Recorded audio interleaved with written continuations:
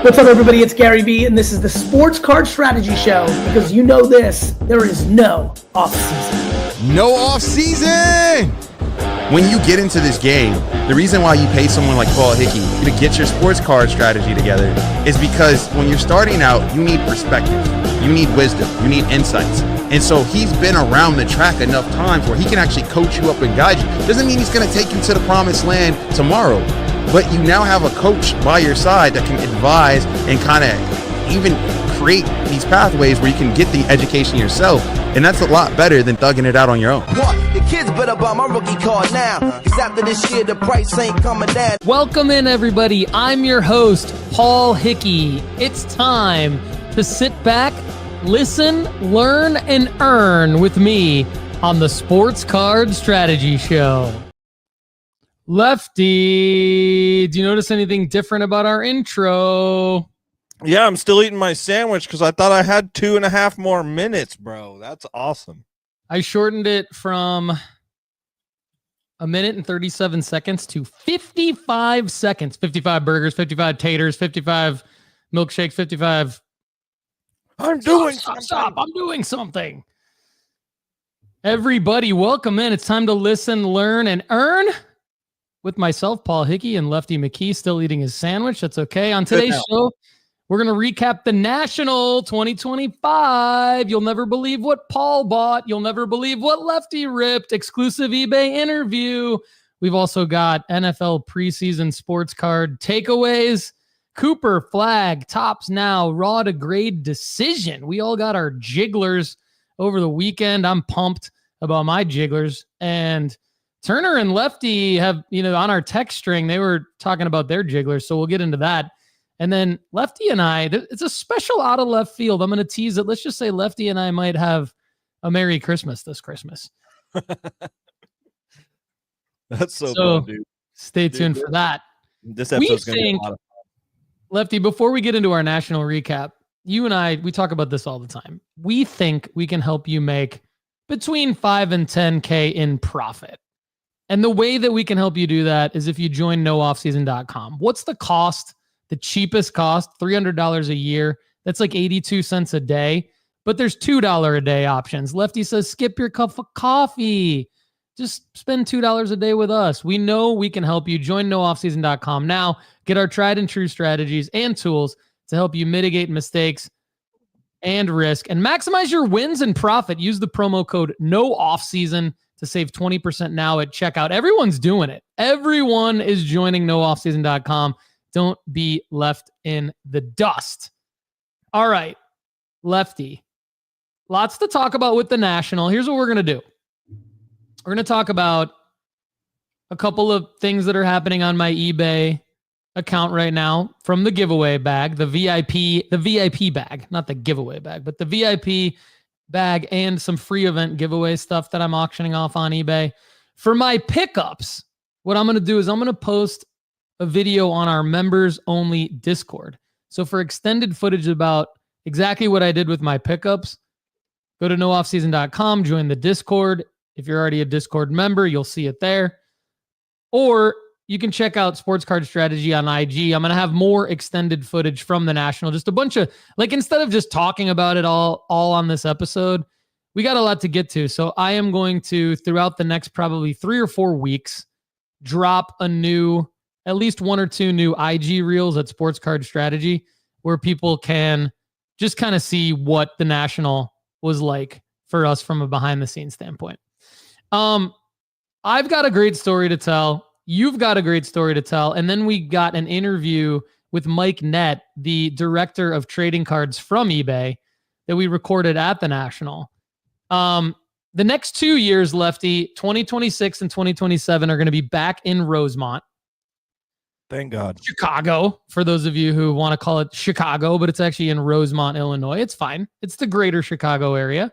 And then 2028, Lefty, tell the people why it's significant to me, the location that was just announced for 2028. Because it's the Big D. We out here in Detroit, Michigan, everyone. It's going to be a fun time, and I hope I get to see maybe Paul's hometown.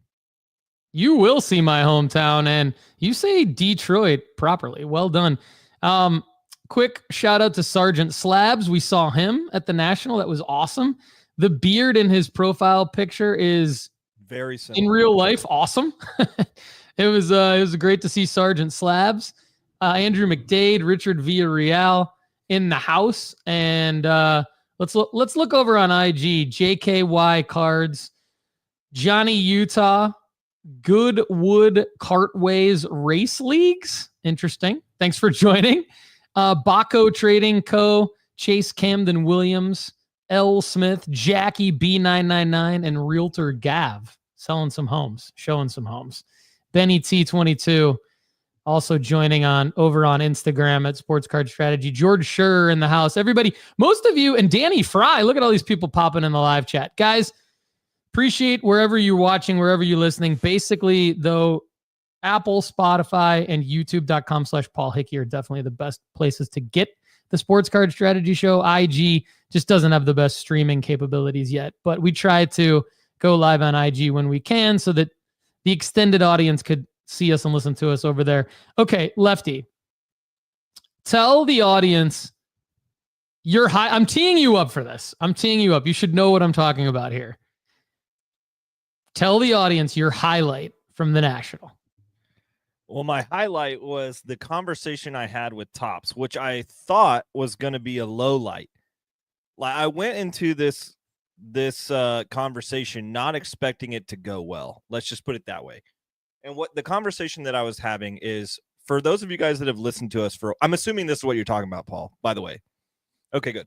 For those of you that don't know what we're talking about or have just started listening, we buy several times a year, we do a raw to grade strategy on some of the instant releases, whether that's Panini Instant or whether that's Topps Now.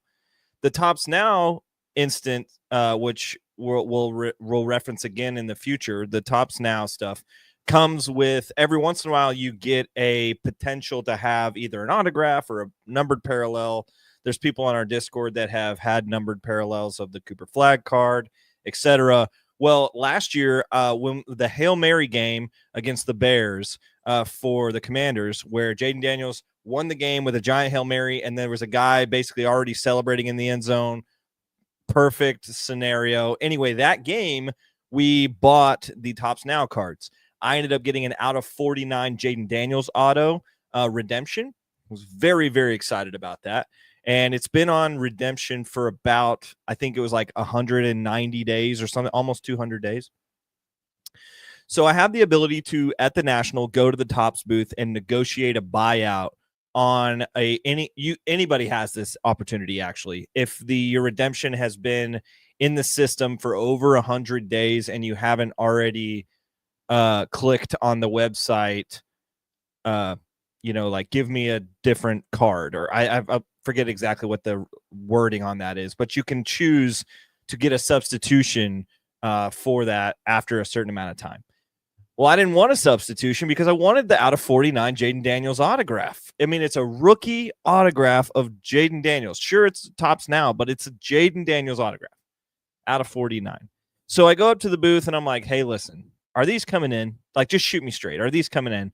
And they were like, well, we can't officially say yes or no. And I was like, of course, they go this like politically correct route on me. And then they said, but what we can do is see if any of the numbered parallels have ever been sent. So like maybe the 1 of 1 or the 1 of 5, et cetera. Because mine was technically the lowest of the ones available. They looked and none of them have been received or sent. So I was like, okay, it's a Topps Now card that's 280 years or 280 days old or whatever. It's probably not coming in. So I was like, okay, well then what's the buyout? They came in like low at like 480 or 500. And I said, here's a comp that I found online of another Jaden Daniels auto, Topps Now as well, out of 49 as well. A lot of similarities here, except for he was pitching at a Nationals game. Like, he threw out the first pitch at a Nationals game rather than like the play that was my card was in. So I used that to negotiate an extra $100 extra $200 out of their offer. And I said, I believe I'm at 700 because that autograph out of 49 with the pitching sold for 600. And mine was actually in his football uniform. Therefore, and the play and I could assume it would be at least $100 more valuable. So they said, you know what? You have a compelling argument, which I think there is strategy in that as well. I think there's a teaching moment there rather than just taking their 500. I already had come prepared off of a comp that I knew was going to be there. And then they use Card Ladder. So they were able to also find the card on Card Ladder. So it was working. And the guy said, you know what? Compelling argument. I agree with your case. We'll give you 700. So they gave me $700 of value. What they do in that scenario is they give me one Topps exchange box per $100 of value that you have. And so the $100 of value I exchanged for 7 boxes, and they give them to me. And I said, what's in these boxes? Like, should I open them? Should I just sell them? You know, what's the market here? I give Chase Grimm a call. Is a Topps exchange box? Yeah, I don't know. And I didn't know until we got there, basically. I knew they were I had read the email that they sent me before the National started. I knew that was going to be the case, but I figured I wasn't going to do it because I figured it was going to be something dumb like a pack or something that I could potentially get something cool on. And it's that's just not how we do things, right? We don't leave our investments up to chance. And I didn't want to leave it up to chance. I said, you're either going to write me a $700 check or I'm going to wait for this card. That's kind of how I was going into the conversation. But they talked me into doing the 7 boxes because they said the 7 boxes are single cards that most likely are redemptions that have never been claimed. So they're other autographs or other numbered parallel autographs from other players between a valuation of 50 and the top end is multiple thousand. And so I was like, you know what? I got this card for free. The worst I can do is $350 back if it's a $50 valuation times 7. So I was like, or the best I could do is something crazy. And so I was like, okay, I'll do 7. Turner and I talked about it at the desk, and he was like, I think this is actually the smart move investment-wise because all you would need is one of those cards to be fairly good, and then you're fine. And so Topps asked me if I negotiated the deal, if I would open one of them in front of them so they could record it for their Instagram, which is on there. And so I opened the very first box, and it's a dual auto Ken Griffey Jr., Mark McGuire out of 15, stunning museum collection card from 2015. It is beautiful. And I was like, holy crap, there is no way it's getting better than this. There is just no freaking way it's getting better than this card. And that card itself has 5 days left on auction on my eBay store, and it's already over $500 worth of value. So I'm definitely going to get over that $700 of value in all of these cards. So then we just decided, I gave Krim a call and I asked him if he wanted to buy me out of the rest of the cards. He said no. He's like, I don't really it's hard to evaluate what a Topps exchange box is going to be going for. I'd have to probably he would have probably had to give me somewhere around $75 for each one of them. I'm assuming he would have to gone low. So I just decided to rip them. So Paul, me, and Turner had a rip party, which never happens for obvious reasons. For those of you that are new, we just don't rip wax. But we had a rip party of me opening these 7 exchange boxes. Well, 6 more. And Paul, they pretty much blew us away. One of them was the most beautiful card I've ever seen in my life. Joke. I agree. Ken Griffey Jr., game-worn, beautiful patch auto, amazing signature. Don't know what year the card was, but obviously not a rookie, but an amazing card. And out of 5 as well. 5 out of 5. Yeah, 5 out of 5. Game-worn memorabilia with amazing signature. It's got this beautiful refractor. It's black. Oh, dude, it's so sick. Literally, I said, Paul, I don't even hold cards, and I think I'm going to hold this one. Which maybe is a good segue into your story, because we had some incredible things happen at the National that both of us have questioned. Are we getting rid of this card? Yeah, this was a serendipitous National for a few reasons. I think I'm going to unpack a few things for the listeners on your story because that was amazing. amazing story. And I think it's not just a story. It's that, like you made the point, a lot of learning in there. So I just want to recap, and then I'll leave them hanging for my story that you teed up, which is perfect. So Lefty, I think, we've all been frustrated by how long it takes to get a redemption. And for those of you that are new, you can get a redemption either in these Topps Now orders that Lefty's talking about. You can get a redemption maybe in a pack that you opened. You can even buy redemptions on eBay. People list redemptions all the time. And so the way that they work is once you get the redemption, you scratch off the code, and it's obviously a one-time code that you can redeem online. And there's directions on the redemption card that you get for you to follow which URL to go to, how to enter the code, and then it's in your account. So you can track how long it's taken before they haven't done anything. Basically, it's just a way of them tallying, yes, we owe you this, and it's in your online account, essentially. So Lefty mentioned he'd waited for more than 280 days, more than half a year, which is annoying because it was a great moment with Jaden Daniels, that kind of thing. And you can there's plays that can be made with redemptions, but a lot of people, the reason why people sell redemptions on eBay when they pull them is because they don't want to wait for that. They want to get some money for it. Maybe they don't care about the card. And so on one hand, you can buy, I've bought an Arch Manning redemption before because I knew I can wait. Like I could wait to get this redemption, and I've had it fulfilled and everything like that. But a lot of people don't ever get their redemptions fulfilled because why is there redemptions? It's because the athlete hasn't signed it yet, but the company wants to get it out in a particular release. Like the company is contractually obligated because they've said these cards will be in this release because they want to sell cards and get everything hyped up. But the athlete is contractually obligated to sign the cards, but the company either hasn't had the athlete sign it yet, or they won't be able to get the autographed cards in the release in time. Sometimes the athlete's signing like thousands of stickers, and it's a sticker auto, those kinds of things. Anyway, I think that's one thing. Another thing that I think is great is that Lefty went to the Topps booth. He utilized the opportunity in an in-person event. These companies don't seem accessible, but they are. Where are they the most accessible? At these events. They go to Fanatics Fest. Obviously, Panini doesn't go to Fanatics Fest, but Panini has redemptions too. They go to the National. They go to other events. Topps is at Fanatics Fest. Topps is at the National. Topps is at other events. So the card manufacturers will talk to you. I mean, they might not give you all the information you want, but they will talk to you at these events. And so Lefty and I had a discussion and he's like, yeah, I'm going to do it. I'm going to go up to the Topps booth.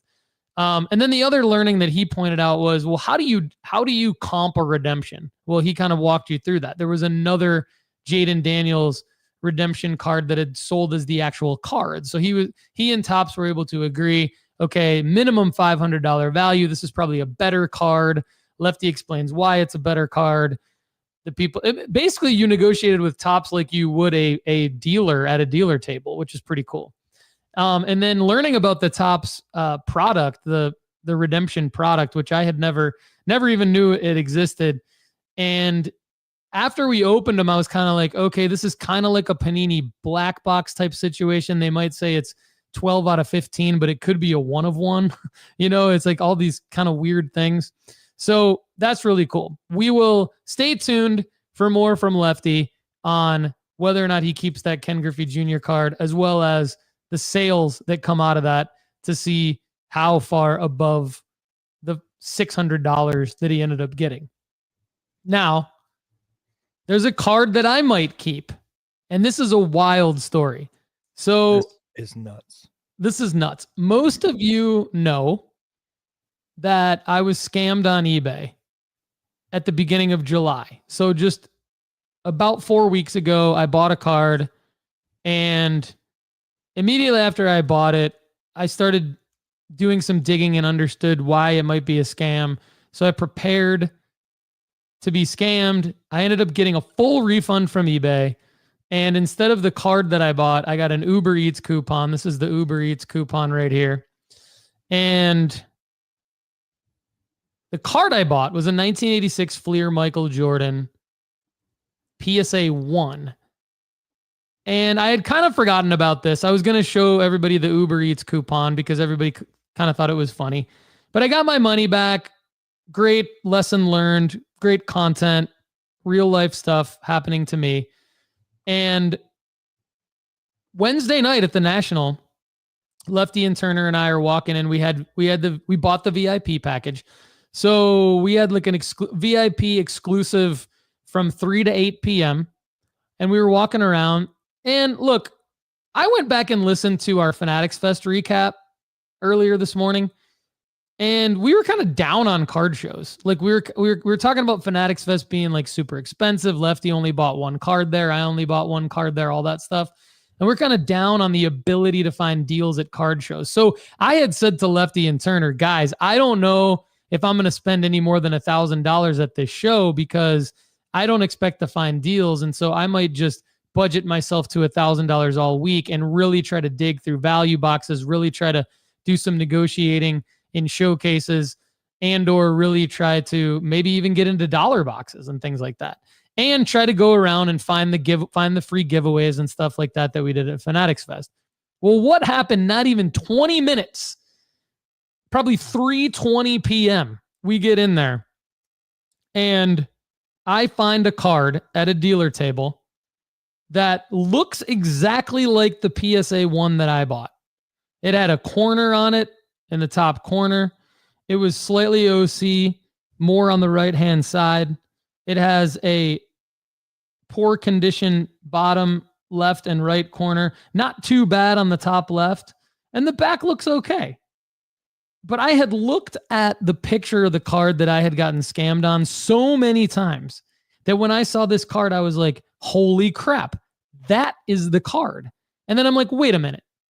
There's no way that can be the card. There's no way that the photo that the scammer used is the same card that is now sitting right in front of my eye. Because the odds of that, I've thought about this, Lefty, the odds of that would sort of be like, let's say you sign a $20 bill in a Sharpie and you spend it, and then like a week later, you go on vacation to a completely different location. And a week later, you go get change. And in your change, you see that exact $20 bill. That's like the odds of because they printed how many tens of thousands of this card did they print in 1986? I mean, that's really what this comes down to. It doesn't even really come down to the pop count of a PSA 1, which was only 357 of them. It really comes down to all the Michael Jordan cards that were made in 1986. There was one picture of one. The only reason we can attribute it as the same card is because of the cert number in PSA. So what did I do? I got out my orders on eBay on my phone. I compared the cert number, and it's the same effing card. The same effing card with the cert number.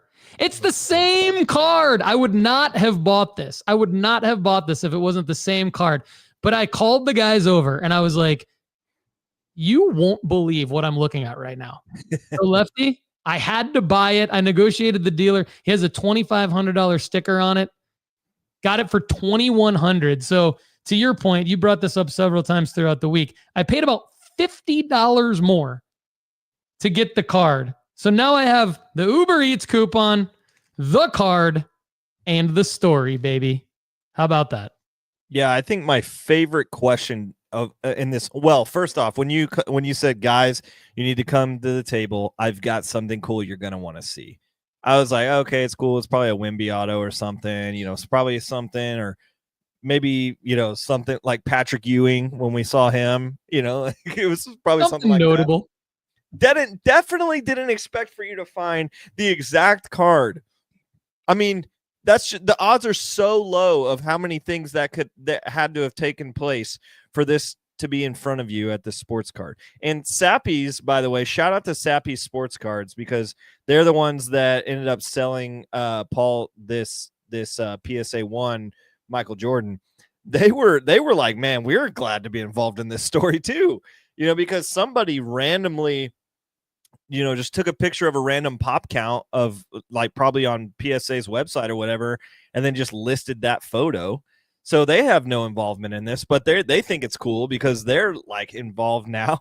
And so Joe from Sappies was doing a great job of working with Paul, of being like, like, we've got to make a deal on this card. And he was like, I'm willing to even basically come at a wash for you to be able to have this card. And so thanks to those guys, but it was just like such a cool thing. But my question to Paul was, the $50, let's build this narrative a different way. Let's say Paul gets scammed, all of the hysteria from that. You guys saw Anxious Paul last week where he was just like, am I going to get my money back? Who is this guy? He needs to go away. We've talked about him being the mail inspector, mail as in the United States Postal Service. He's not inspecting mails as far as I know. And so we have all this data from the story beforehand and how wild it was. So I said, Paul, if all of that had happened the same way it did happen, and then Topps called you, or PSA called you, or the post office called you, or somebody saying, we've located the card, we have it, it's in good condition, it's exactly what you thought, there's one slight hiccup, there's like a $50 shipping fee to get it from somewhere to somewhere. Do you still want it? Paul would have said, heck yeah, I want it. Here's an extra $50. I still want this thing, as long as you put this guy behind bars forever and ever, amen, because he shouldn't be doing this to people. So essentially, paying a $50 extra for this awesome story is so sick. And by the way, we're going to hear a story from Mike later, from the head of collectibles at eBay. He brought this up to Paul when we met. He was like, has this been resolved? Is this good? Like, this has been something I've been really thinking about. So like, they took it really seriously. eBay took it seriously, not only when Paul reached out to them, but like when we were there in person, they were like, this is something we want to get right. So shout out to Mike, shout out to his team at eBay. They did a great job of working with Paul and protecting the seller. And they wanted to know all the information we had about the seller to potentially, shut him down eventually. So very excited about how it all played out. Very, very cool story. Yeah, definitely protecting the buyer, not the seller, but definitely shout out to everybody there. Sappies, I think, probably got a good deal. Like, he had it priced at $2,500, which is way too high. The average in the last 30 days was $2,200, and the most recent sale was $2,000, which was not my sale. It was a different sale. So $2,100 fair, I think. I think that's how it should be. All right. So we'll say hi to Wesley Collects Cards, Siggy Coria, Rusty McGart, Terry Anderson, Jessica Kimberlin.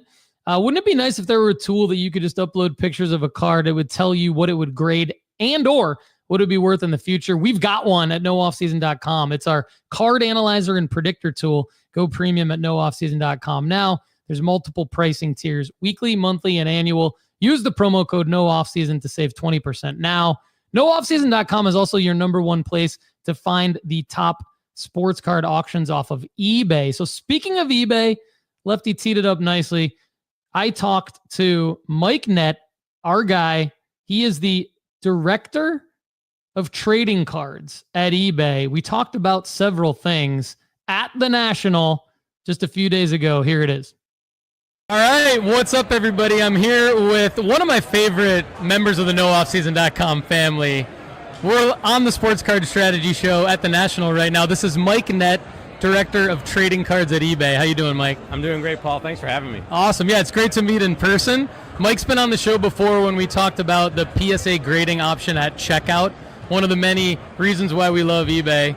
And Mike, as you know, since you listen to the show, we help people make money flipping sports cards. I mean, that's our direct focus. But eBay is by far our favorite platform for that, and we'll get into that during the interview here. But why don't you, for those of the audience members who didn't catch the episode earlier that you were on, why don't you introduce yourself and talk a little bit about your role at eBay? Paul, great to be here. Mike Nett. I am the director of trading cards and sports memorabilia. I think I have the best job in the world. We get to engross ourselves in cards every day, and a big part of what we do is trying to find the right inventory to bring to the platform and trying to make the platform better for buyers so they can find what they need in their collections. Awesome. All right, so for our audience who hasn't been to the National, tell us about your event activation at the National this year. What do you got going on? And then maybe like how it's different, because eBay has always been kind of a leader at the National in terms of some of the top event activations, and maybe talk about not only what you have going on this year, but how has it evolved over the years? Yeah, every year I come, we've gotten bigger and better. And this is our biggest installation so far, not only at the booth, we've been sponsoring at trade nights and having events outside of that as well. But it was very well designed. Our events team has done an amazing job. You see the eBay Live behind us to help bring awareness to all that we're doing with our live selling and live breaking. We've got our Grade the Grail installation also to kind of help collectors get better at kind of looking at those cards, understanding what the grading might be because of the grading add-on feature that we've added to the site. And then also we've got a bit of a scavenger hunt, our Grail hunt, for the young folks in the audience who are coming to the National first time. They have to find a few of our different Grails around the National and come back for prizes. And also behind us we have our search bar. And when you think of eBay, we are the world's largest trading cards marketplace. And that's what's really important, that we have all the cards that collectors are looking for. So it's to kind of reinforce that, help people see what they can find on eBay. That's awesome. I actually went through the whole process, the grading school. I made six baskets, okay. By the way. Not to brag, but I can't hoop. I'm really short, as you can all now tell. But I made 6, so I got a couple of the collector's packs. I was pumped about that. Great experience. And then I've been trying to do the hunt, and I love it. I haven't gotten anything yet, but I love the hunt, so I think that's cool. Everybody wants to come to the National and hunt, so you guys doing an awesome job. All right, so I want to talk about some of the reasons why we love eBay, because a lot of our audience, they'll ask us, like, where's the best place to find XYZ card? Where, like, you know, are the fees more on this marketplace or that marketplace? Is it better to buy at a card show? It's kind of ironic. We're standing here at a card show and we're talking about eBay online being the best place to buy cards. Here's why we think that is. Oh, nice. Buyer protection and authenticity guarantee, number one. And I think that works, and I'll let you talk to this in a minute. I think that helps sellers. I think the buyer protection makes eBay one of the better platforms for sellers. So the amount of sellers on eBay, I don't have actual data on this, but I do a little bit of research, and we have something at nooffseason.com called Sports Card School, and in Sports Card School we kind of have an unofficial comparison of like just the amount of sellers on eBay and listings versus the amount of sellers and listings on all the other sports card related or collectibles marketplaces combined. It's like not even close. And then that results in the auctions work because of that. And so there's many other marketplaces that don't even have auctions. Or you mentioned searching, right? Yeah. eBay's search functionality to lead you to the auction or the listing that you want is far superior, in our opinion. So, and then of course, like features and overall platform user experience and design. So actually, let's talk about that real quick. I think some of our favorite features over the last few years have been the ability to switch a listing from buy it now or best offer to an auction. That's like new in the last few years. The automated checkout feature seems like it helps items get paid for more often. To that, also improvements on combining shipping. Then, of course, authenticity guarantee and the PSA grading option at checkout. So I've rambled on about how much I love eBay. Tell me more. Tell us more that we don't know. What else is coming? Well, it's interesting. The list of things that you've put out there aligns with what we're trying to do. So we talk about all the inventory and listings that we have. That's the metric we look and talk about every single week because we want as many as possible, and it's constantly growing and growing and growing. Then we talk about the buyer and the seller experience with all the things that you talked about, all the product and technology innovations. Third, we have trust. It's at the center of what we do, and it has to be there for our customers. And then fourth is kind of everything that we have here is that we want to service and be a part of the community and give back a little where we can. Yeah, so that actually answers one of my other questions too about like how does eBay sort of navigate the card show experience and the online experience? I think you nailed that. It's like, okay, we're in collectibles. Like collectibles and eBay are synonymous. So let's give back and let's be part of the hobby.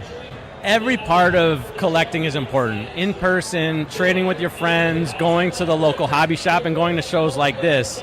I mean, I think I've heard that there are 600 different dealers here, and to be able to look around and walk around, we're constantly looking at the website, so it's hard to know and see people happy about finding someone, striking a deal, but now to see it in person here and know that this is what's happening every single day online at eBay, it's pretty cool to see.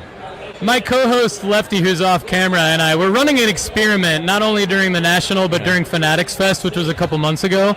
We're running an experiment where is it easier and better to buy on eBay during an event like this? Because as the entire hobby, not the entire hobby, but a good portion of the hobby is here, should we not just be going where they aren't and going on eBay and bidding on cards? So we're trying to we'll probably work with, you guys have great data that you send over to us from the PR department. So we might be hitting up the PR department for some data on that. Well, the good thing is I guess you could do both. Like you can shop here, you can shop online at the very same time. We've had great Wi-Fi. You can always shop on eBay. So. Yeah. All right, so I want to talk real quick, Mike, about like 2 recent experiences that I've had on eBay. Like, again, I mentioned this earlier, but we are eBay geeks. We have Sports Card School. Most of the lessons at Sports Card School revolve around how to do stuff on eBay. So I want to get your take on what's coming next in a minute. But first, I was there was a scammer. Inevitably, there's going to be scammers on all platforms, unfortunately. But one of the reasons why I love eBay is because I knew through the whole process that this was going to get resolved. Long story short, I was scammed on eBay. The item that I bought was over $2,000. Felt like it should have gone through the authenticity guarantee. We've learned since then that there are maybe several reasons why it wouldn't have gone through. And I just want to get your take on that. One thing that actually Lefty mentioned on an episode recently would be it would be nice to if it doesn't have the badge, is there a way to implement some sort of warning or messaging in the buying process about why the item might not be going through AG? So be sure to read reviews or something like that. It was my mistake that I didn't read the seller reviews first. But anyway, that was one experience that I had. I'll get to the other one here in a second, but what do you think about that? I think in looking for that authenticity guarantee check is the number one way to do this. So authenticity guarantee covers single cards $250 and up in the US. And there's some categories that aren't quite covered. It probably sounds like it was in lots. But we're always looking to see our coverage on authenticity guarantee and expand that as well. So keep looking for the blue check. That's the best way to kind of identify and know that you're covered. But you're also, as an eBay buyer and customer, you're covered by our eBay money back guarantee as well. And did that come into play? I think that helped out. It did. Okay. It did. And because of that, and I had something like this happen before, I had the confidence that it was going to get resolved, so I wasn't totally freaking out. Yeah. But it was, and in fairness, Mike brings up a couple good points. It had set in the title. The scammer knew what they were doing. And they were in Canada, so they were outside the U.S. It had set in the title. 2 reasons why it wouldn't have had the authenticity guarantee. So beware, basically. Yeah, please send me that example. I know we'll take a look and okay, we'll do on that. The cool part is, you'll see on this episode, I got the card at the National, which is crazy. Are you sure? That's amazing. That's amazing. Amazing. The other thing is PSA grading at checkout. Bought a card that qualified for that. Yeah. The AG people found a scratch on the front of the card, pinged me and said, do you still want it? This has happened before as well, even before you had the PSA grading option at checkout. But my guess is that it's getting more intense when someone at eBay in AG sees that the customer also wants to grade the card. It's nice to know that they're pinging them and going, hey, there's a scratch on the card. Yeah. And in actuality, it's a separate process. Okay. So no matter what, we would have caught it. So anything you buy is going to go through AG, make sure that it's authentic. They're going to check to make sure that it matches the listing. And if there's anything different, like they saw with that scratch that might not have been called out, they'll make sure that They can cancel a transaction, make sure you get your money back and all that. So they're always looking for that, regardless of had you wanted to do the grading or not. And just the ease of use of the platform, the user experience design, the reliability, the integrations that you guys have added with other platforms. There's more and more data. We love data, so there's PSA data in there now. There's pricing data. There's still the My Collection. A lot of the features that brought all of us onto eBay several years ago in the hobby still exist and more, right? So speak to what I haven't spoken to, and then anything coming down the pike that you wanna hit on. The collector is at the heart of everything that we do, and that's in developing new innovations at eBay. So we've launched quite a few really interesting ones this year. We've launched population reports on graded cars, where you can do your research on the view item page, looking at that item. We've launched the ability to grade a card as well on eBay. And there's a lot more that we're looking at. There's one that we're currently in testing that I'm super excited about, and that's the ability to be able to see your auction persistently as it comes to the end. So if you think about Uber, where it shows you how many minutes till you arrive or your driver's on the way, that takes advantage of live activities on the mobile platform. And so we're working on that. There's a test out there right now where some of the population gets to see it, but that's one that I'm psyched about. So you'll see your auction tick down, and then you'll have the ability to jump in. You'll see the time, and then you'll easily have the ability to jump in and continue your bid at any point when it gets close to the auction end. It's really cool. Mike just showed us on his phone a screenshot of it, and it is really cool. It's like you get more options right away on your home screen, essentially, and it's very nice. Okay, actually, two real quick things before we let you go, Mike. So, number one, can you tell us a little bit about eBay Live? You and I are looking at eBay Live right now. It's a feature that I haven't used. I'm more of a traditional, let's go bid on an auction type of guy, or let's search for the card that we want. Yeah. But eBay Live, obviously, just tell us about kind of how it works. Like if there's members of our community who want to try to sell on eBay Live or anything like that, anything you want to tell us. eBay Live has been tremendous. We've seen great growth coming from eBay Live. That's both in sellers coming to the platform, the inventory they're listing, and of course the collectors that are coming to watch. Today at the National, we've got 3 different recording studios that are going on, and it's a different experience, but it's a fun experience. We talked a little bit about being here at the National and getting to see everyone. You don't get to do that always when you're shopping online, but with Live, it gets at a community. You've got a chat. You've got people who are coming back to see the same host or to see their friends who they're chatting with, and they're breaking boxes, ripping packs, or bidding on singles in at eBay Live, and it makes it a lot of fun. The buying experience is different, and you get that kind of, you get to see what you're buying, you get it right away, and it's just a little bit of different interaction, and it's a whole lot of fun, and that we got a lot of people coming back to doing it. We're featuring it a bit here. So if I'm an eBay seller, can I apply to get on eBay Live? How does that work?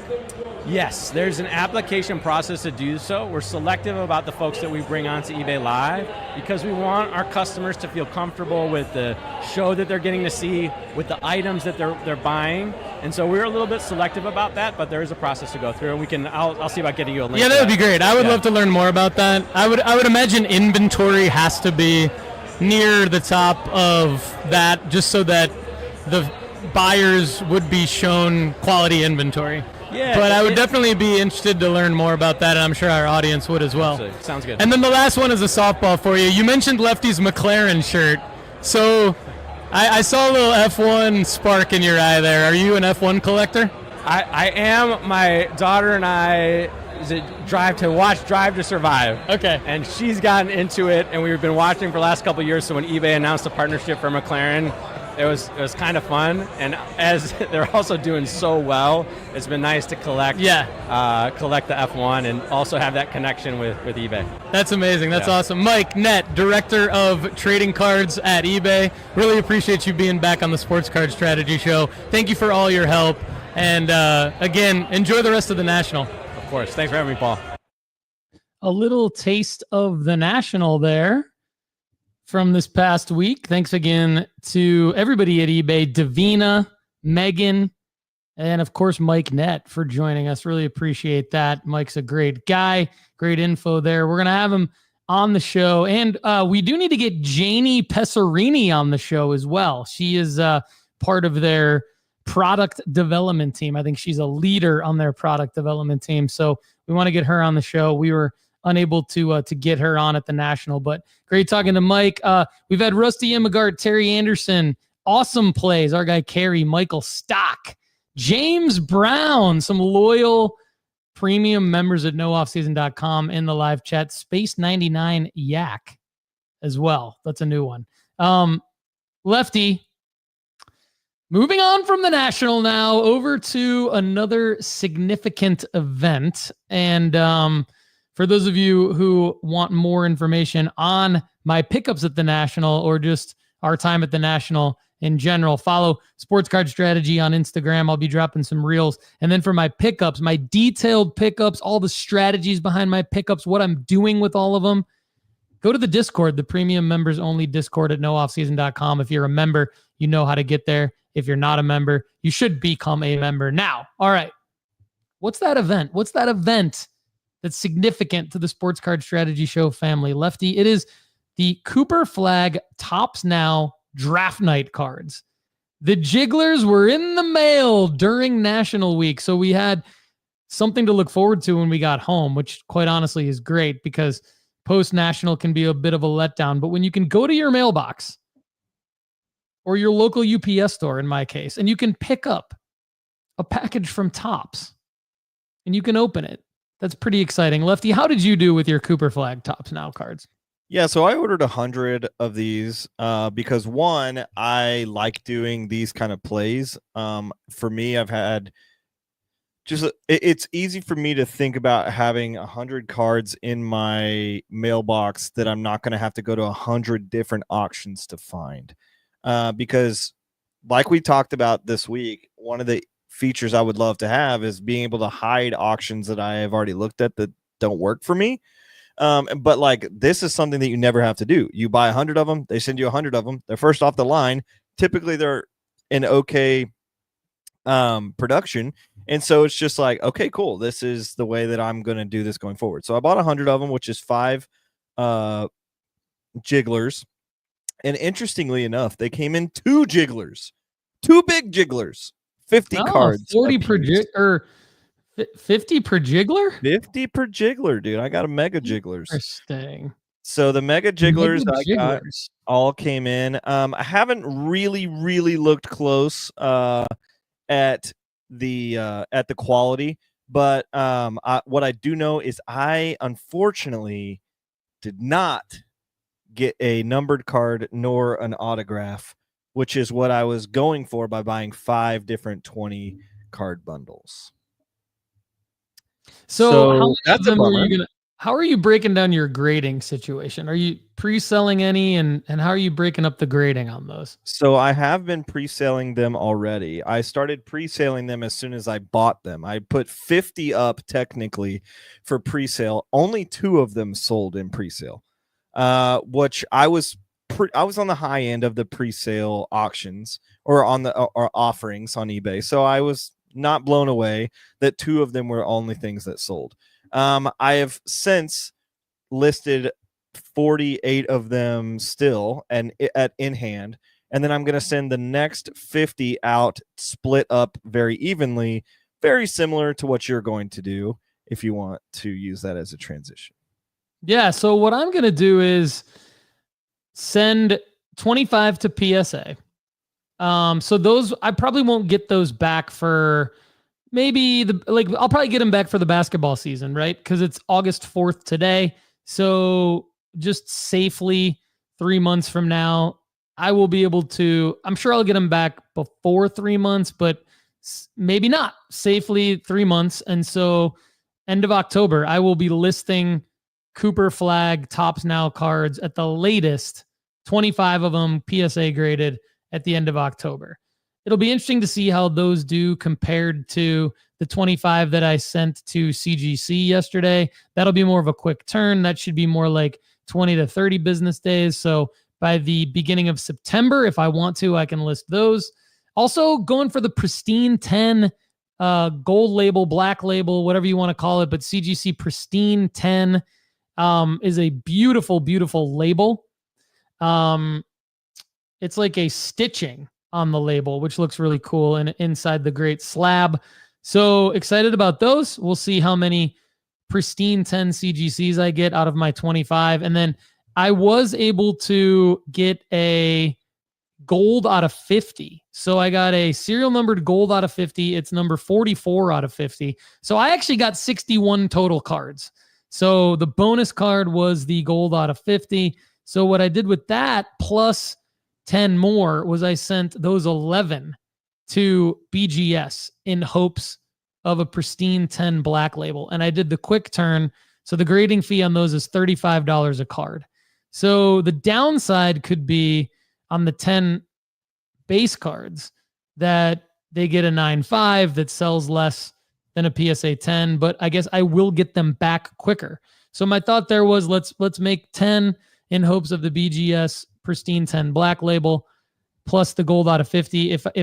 If by some chance the gold out of 50 gets a pristine 10 black label, that would be like the parlay bet to really give me the upside there on an auction or on a buy it now. All of mine looked gradable. I've heard some people say theirs don't look gradable. I know you and Turner said that a little bit. Some of yours didn't look gradable. To me, I didn't see any flaws. I sent them all to grading. Again, 25 to CGC, 25 to PSA, giving everybody a little love, 11 to BGS. So those are my 61. And I think, it'll be fun I think they're all going to sell well.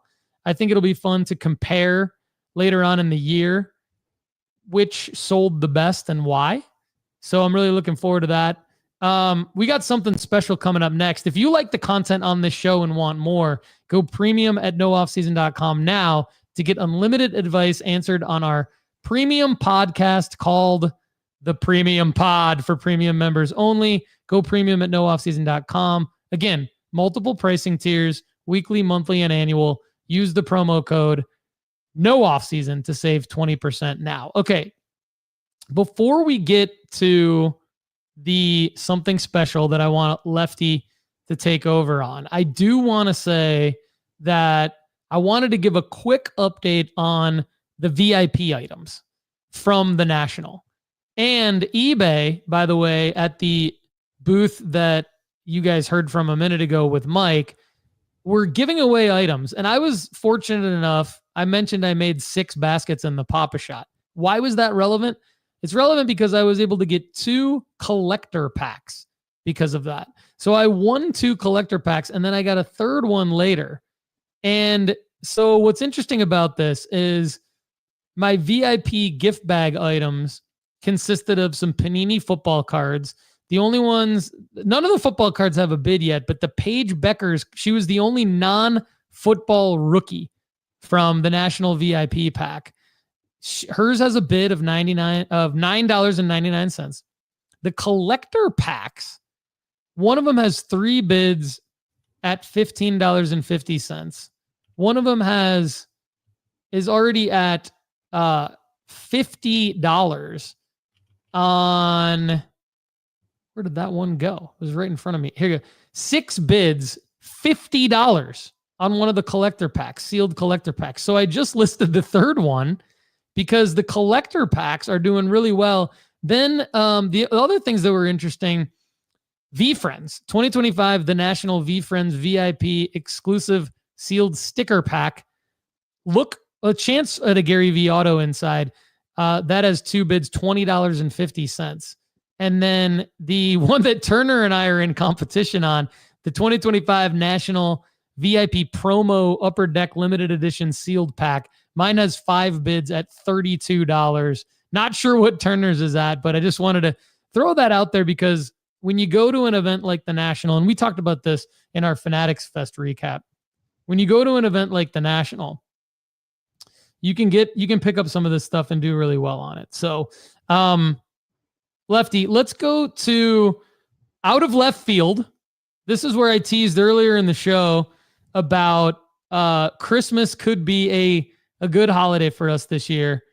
Tell the people what we did on Saturday at the National. Yeah, this one's a hoot and a holler, everyone. So just get ready.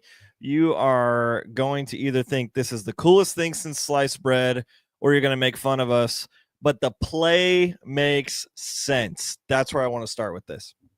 So those of you know that have been in the hobby for a while, there is one particular oddity in cards that's pretty fun.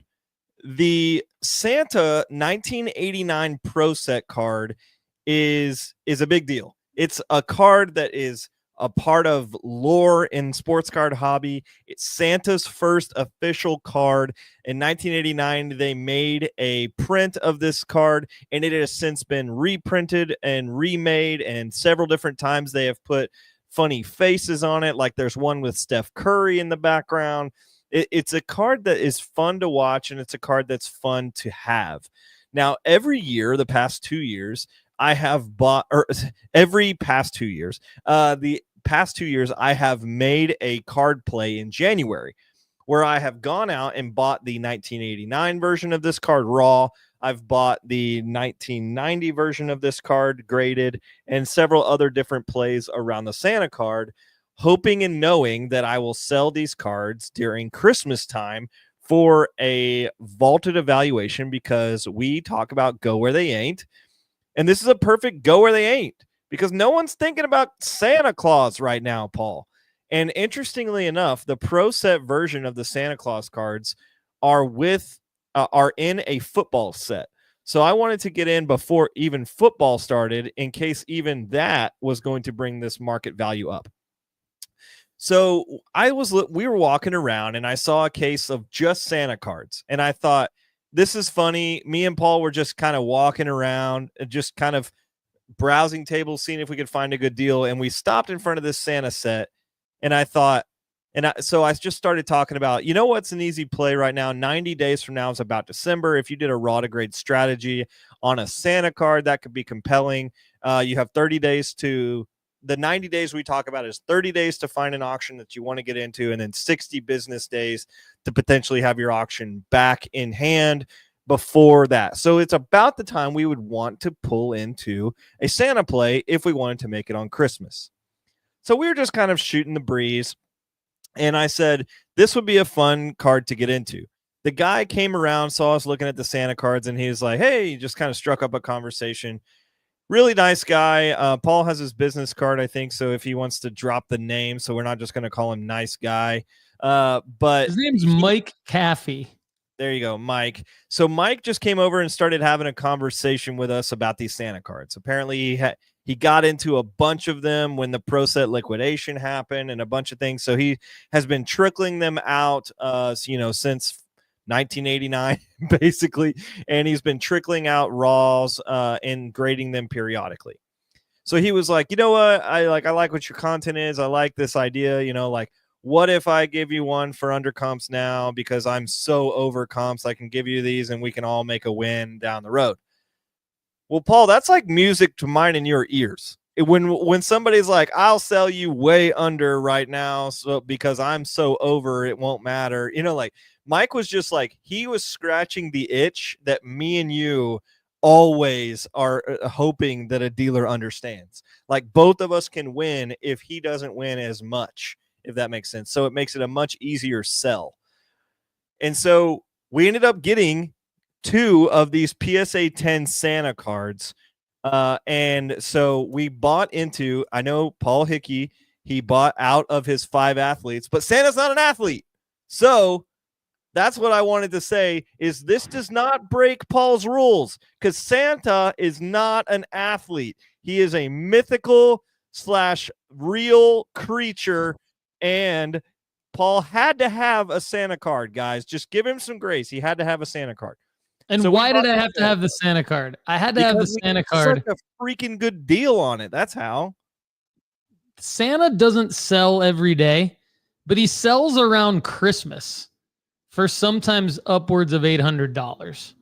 And October 2022, Lefty sent me a chart here. October 2022 sold for $1,500 in a PSA 10. So we got a PSA 10 Santa. June 2023, it's weird, sold for $1,100. July 2024 sold for $750. What's interesting, I'll let Lefty say how much we got ours for here in a second. But I mean, Santa sells well in December. So the reason why I bought a Santa, twofold. Number one, great deal from the dealer. Lefty's going to tell you what we got it for in a second. Number two, selling marker. Selling marker is Christmas. I will not own this card past Christmas. So I will list it in a buy it now or best offer, probably later today.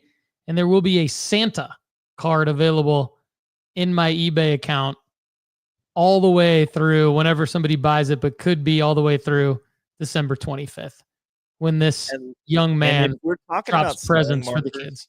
If we're talking about selling markers, Santa is pretty dang consistent, Paul. He comes every year on December 25th. Every year he's consistent. His selling marker is never in question. So if we make it to December 25th in the world that we live in, that card is selling on Christmas. The cool thing is and while he may get a full belly, he probably won't tear an ACL. And even if he does tear an ACL, he's still getting in that sleigh. He's still getting in the sleigh. And Lefty, before I give the mic back to you to just finish this, I do want to clarify in case we haven't already. This is the 1989 Pro Set Promos Santa Claus PSA 10. It's card number 1989. Don't get it confused with the billion other Santa Claus cards out there. This is the Santa. It's got to be the right card for the right Santa at the right time. It's August 4th. It's the right time. And it's the right card, the 1989 Pro Set. And we think it's the right Santa. Lefty, back over to you. So this Santa, we got a deal on two of these at $475 a piece, which we knew that $700 to $800 in Christmas is a good time to buy in now on these PSA 10s. The play that I really wanted to talk about was a potential play in regards to a PSA 9 to a BGS 9.5. And this is a play that we talk about pretty often. It's something that we've even charted. But the PSA 9s are going anywhere between $100 and $160 right now. And I would assume are a lot easier to get into. And, maybe we've got a way that you can do that. But a PSA 9 to a BGS 9.5 is almost doubling the value. Now, the BGS 9.5s don't sell as often, but I would imagine if we get into a BGS 9.5 from a PSA 9 crack to resubmit right now and then get them back by Christmas, that's at least $650, I would assume. So you're buying in at $160, cracking them to $650 in December. I think that could be a pretty solid crack to resubmit to a BGS 9.5. And by the way, the BGS 9s, I know they haven't sold in a while, but the last comp is $8 higher than a PSA 9. So even your fallback is essentially a wash. This is the best out of left field in a long time because we're making you money on this out of left field. We're making ourselves money. And we said, hey, look, we got to share this with the audience because Santa 1989 Pro Set Promos PSA 10 selling for around $462 right now. Lefty and I each got ours for $475. But when you look at the charts, again, this card easily doubles around Christmas. And then you've got the PSA 9 play that Lefty just talked about. Brilliant play by Lefty to say, look, Paul, everybody, PSA 9 Santa, 1989 Pro Set, 160 in a PSA 9, 310 in a BGS 9.5 right now. What's that 310 going to be around Christmas? Lefty thinks maybe double that. I agree.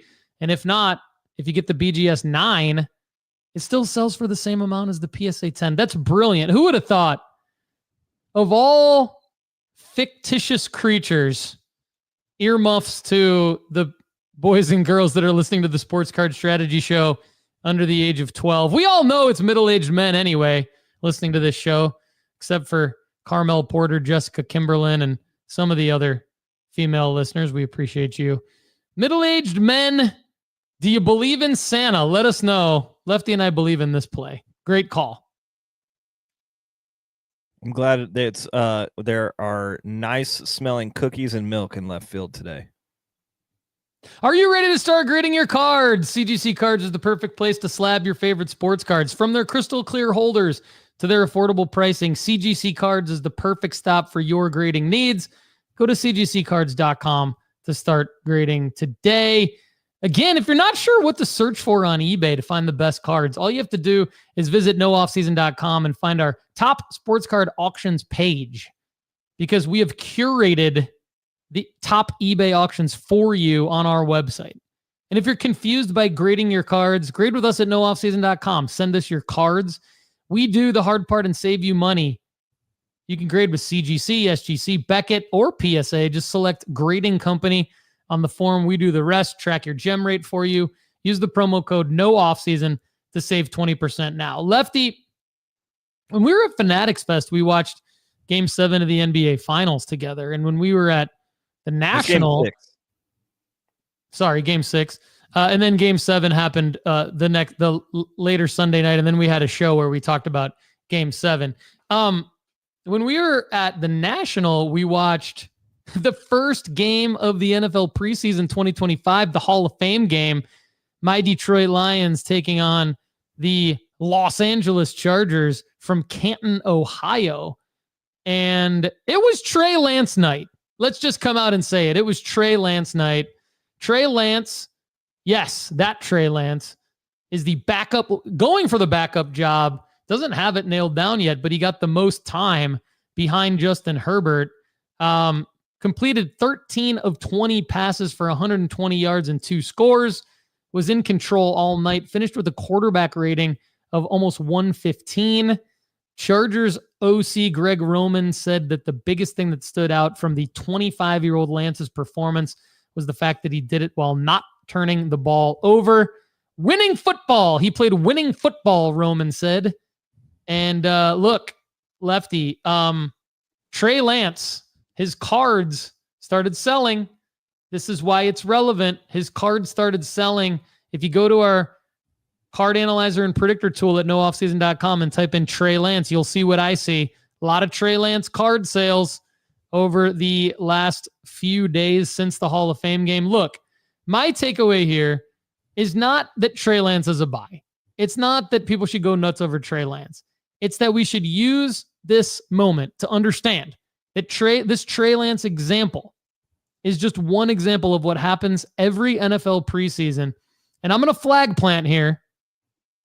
The NFL preseason is the NBA Summer League of football cards. And what I mean by that is second and third string players have moments, and they're great to list during the NFL preseason.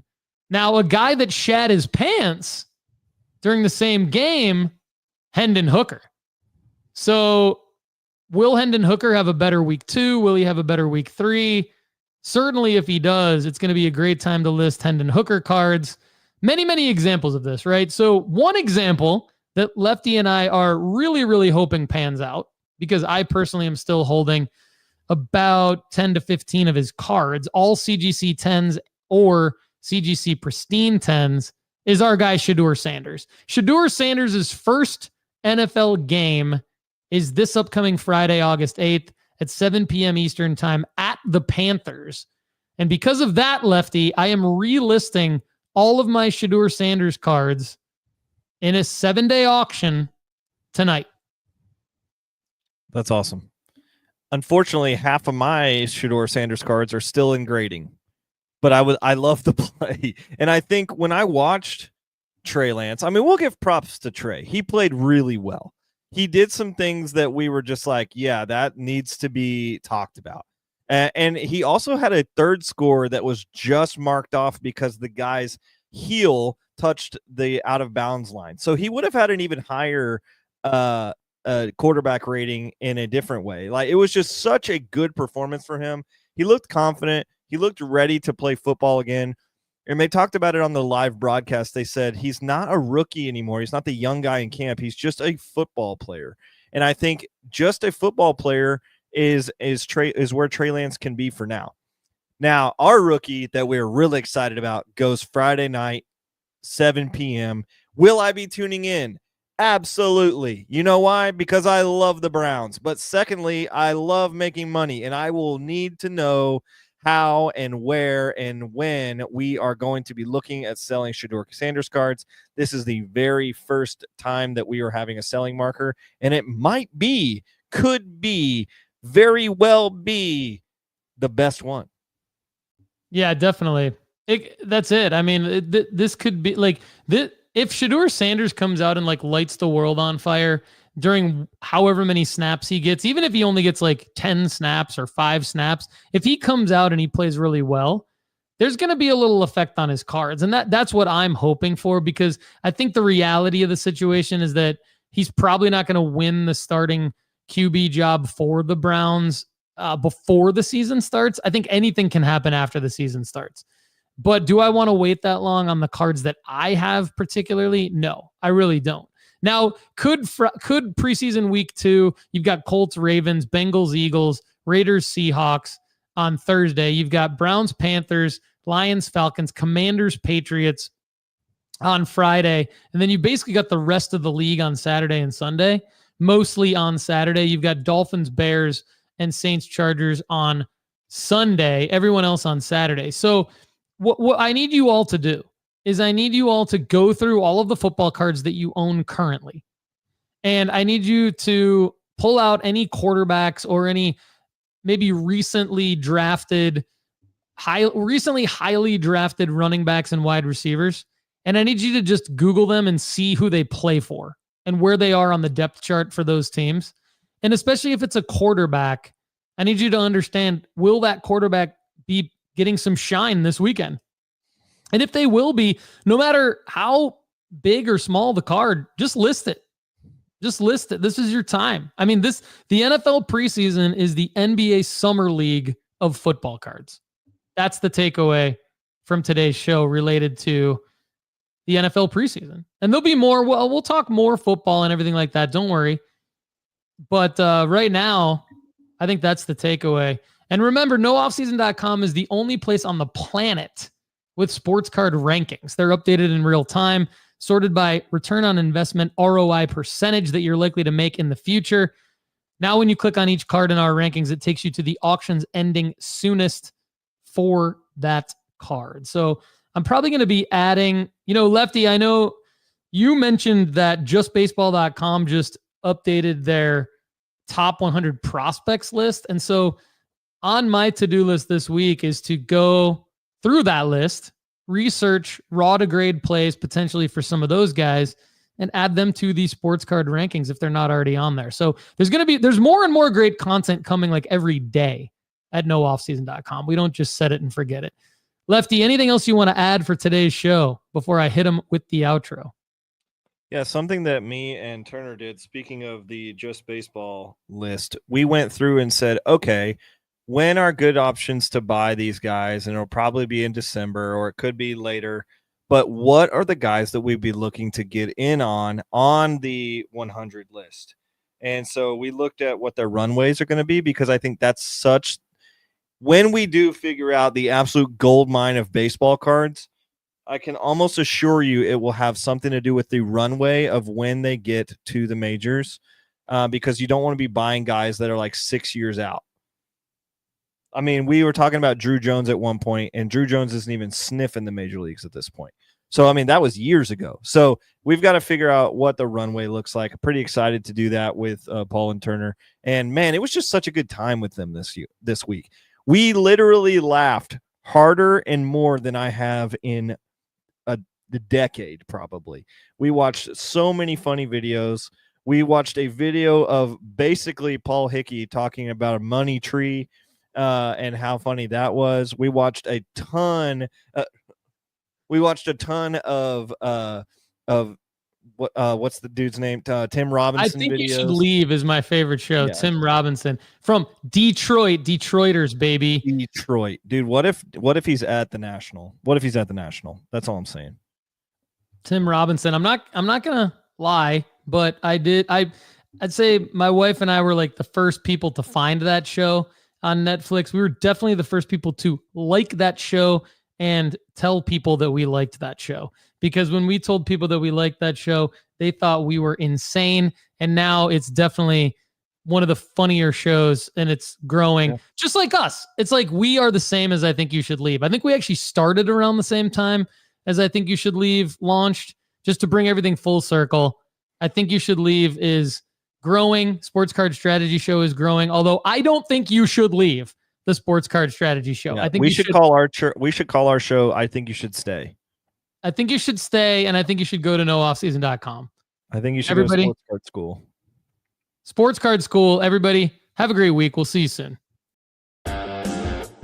Thanks so much for being here with us on the Sports Card Strategy Show. If you enjoyed the content on today's show, there's plenty more waiting for you at nooffseason.com. Just go to nooffseason.com right now. You get our formula-based sports card rankings, Sports Card School, inventory tracker, the ability to grade with us, and the premium podcast where we answer an unlimited amount of your questions. Check it out right now at nooffseason.com. For everyone at nooffseason.com, I'm Paul Hickey. Thanks again for being here with us on the Sports Card Strategy Show. We'll see you again soon. Have a great day.